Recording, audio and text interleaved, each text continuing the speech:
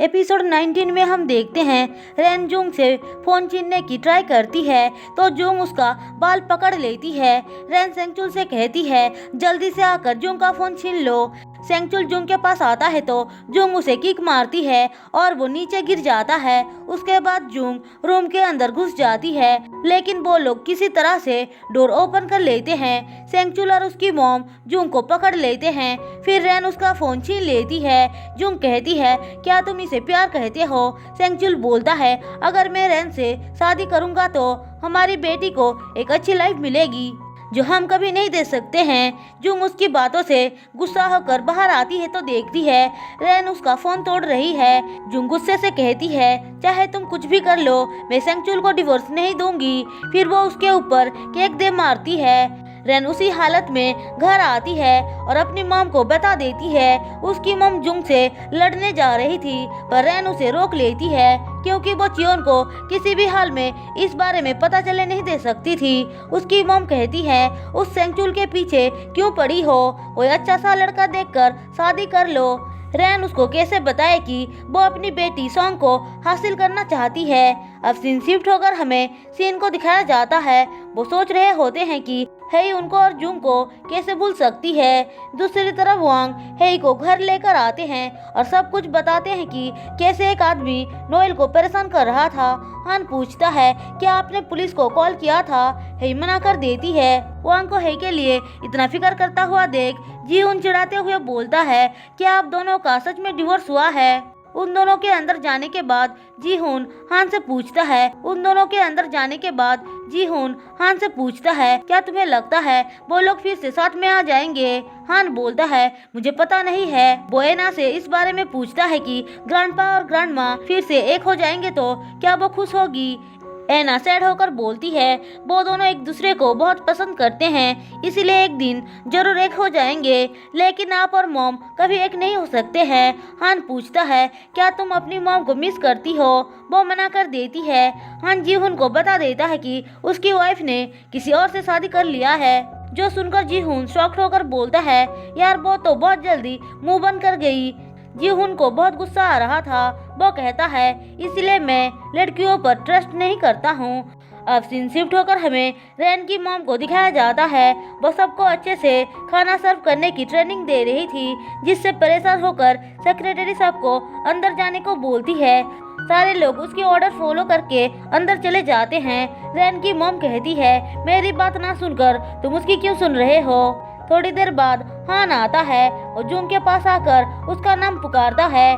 Jung उसको अचानक से अपने इतने करीब देखकर डर जाती है और बोलती है तुम इतना करीब आकर क्यों बात करते हो? हान कहता है मुझे तुमको एक सीक्रेट बताना है। फिर वो कहता है क्या तुमने नोटिस नहीं किया जब भी डायरेक्टर कुछ बताने जा रही थी रेन उनको रोक लेती थी? जुंग कहती है हाँ मुझे तो कुछ गड़बड़ लग रहा है। दूसरी तरफ चियोन रेन से कह रही होती है मैं तुम्हारे लिए एक अच्छा सा लड़का ढूंढूंगी।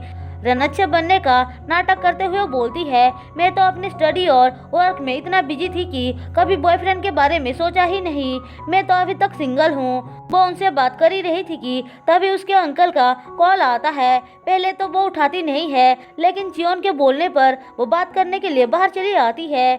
रेन बाहर आकर उसको डांटते हुए बोलती है तुम मुझे फोन क्यों कर रहे हो? बाद में उससे और ज्यादा पैसे मांगता है, जो सुनकर रेन को बहुत गुस्सा आता है। दोनों माँ बेटी उससे लड़ रहे थे, तभी जुंग उनके पीछे आकर खड़ी हो जाती है। उसे देखकर वो दोनों बहुत ज्यादा डर जाते हैं। जुंग कहती है तुम मुझे देखकर इतना डर क्यों गई?